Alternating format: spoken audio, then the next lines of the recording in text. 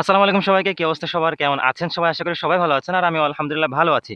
গত ২ দিন যাবৎ ভিডিও দেওয়া হচ্ছে না। কারণ গত ২ দিন যাবৎ আমি সেরকম কাজ করতে পারতেছি না। আমাদের এখানে কাজের জন্য মানুষ নেওয়া হয়েছে। তারা অলরেডি কাজ করতেছে।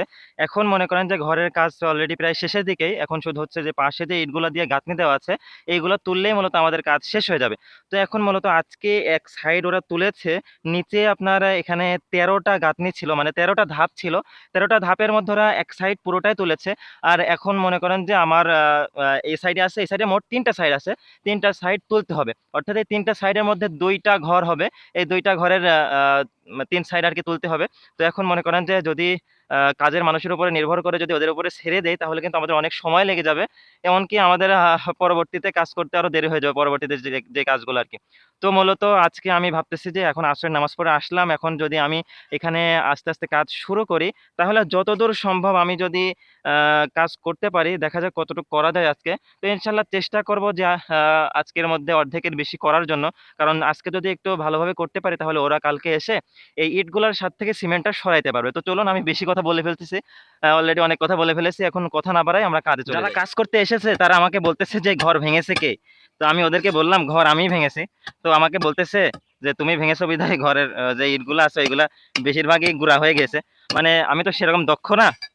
তারপরেও যতটুকু চেষ্টা করেছিলাম অনেকগুলা গোড়া মানে অর্ধেক হয়ে গিয়েছে। তাই আরকি এখন একটু ভালো করে করতে হবে তাহলে যেন এই ইটগুলা আস্ত থাকে সেটারই চেষ্টা করতেছি। কারণ এই ইটগুলা দিয়ে আমরা আমাদের বাকি কাজগুলা করব।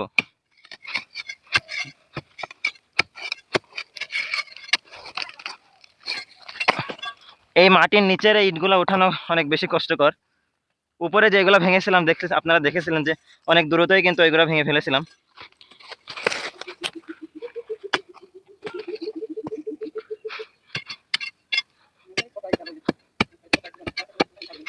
উপরের ইট ভাঙতে, ভাঙতে এই জায়গায় গাদি হয়ে গিয়েছিল বলে সেই সময় ভাঙতে পারছিলাম না।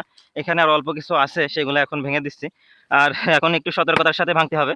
কারণ আগে একটা ভুল করেছি। ভুল যদিও হয়েছে তারপরেও একটা সুবিধা হয়েছে কি আমাদের যদিও খোয়া লাগবে, ওই যেগুলো আরকি অর্ধেক ইট হয়ে গিয়েছে ওইগুলো দিয়ে আমরা খোয়া বানিয়ে ফেলবো। তো এখন এখান থেকে একটা, একটা করে ইট ছাড়াতে হবে। এবার এখান থেকে মাটিগুলো নিচে ফেলে দিচ্ছি। কারণ সবচাইতে বেশি কষ্ট হচ্ছে মাটির নিচে থেকে যখন ইটগুলো তুলতেছি তখন সবচাইতে বেশি কষ্ট হচ্ছে। এই মাটির নিচে মনে করেন যে ৫ টা ধাপ আছে। কম থেকে ৪ টা থেকে ৫ টা ধাপ আছে মাটির নিচে। এই মাটির নিচ থেকে তুলতে গেলে মনে করেন যে একেবারে আর এখন মনে হচ্ছে যে ঘর ভাঙাটা কত সহজ, কিন্তু এই মাটির নিচ থেকে ইট তোলা যে কত কঠিন, এটা এখন যদি না তুলতাম তাহলে বুঝতে পারতাম না। আসলে আমরা মনে করি যাদেরকে কাজে দেই বা যারা আমাদের এসে কাজ করে দেয়, মনে করি যে তারা এত দেরি করছে কেন? বা তারা কাজ করতে এত লেজি কেন? এত মানে দেরি হচ্ছে বা হচ্ছে তারা ভালোভাবে কাজ করতেছে না। আসলে একটা জিনিস কি তাদের জায়গায় যদি যেয়ে দেখা যায় বা তাদের জায়গায় এসে তারা যেভাবে কাজ করে সেভাবে করা যায়, তাহলেই কিন্তু বোঝা যায় যে কি কষ্ট।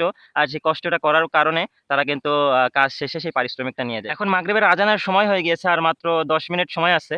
আর ১০ মিনিট পরে মাগরিবের আজান দিবে। এজন্য এখন আর কাজের সময় বাড়াবো না।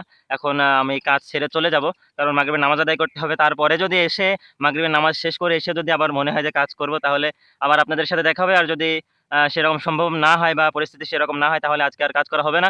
তো আজকের মতো আমরা এখান থেকে বিদায় নিচ্ছি। দেখা হবে নেক্সট কোনো ভিডিওতে। সবাই ভালো থাকবেন, সুস্থ থাকবেন, পরিবারের খেয়াল রাখবেন। আল্লাহ হাফেজ। আসসালামু আলাইকুম ওয়া রাহমাতুল্লাহ।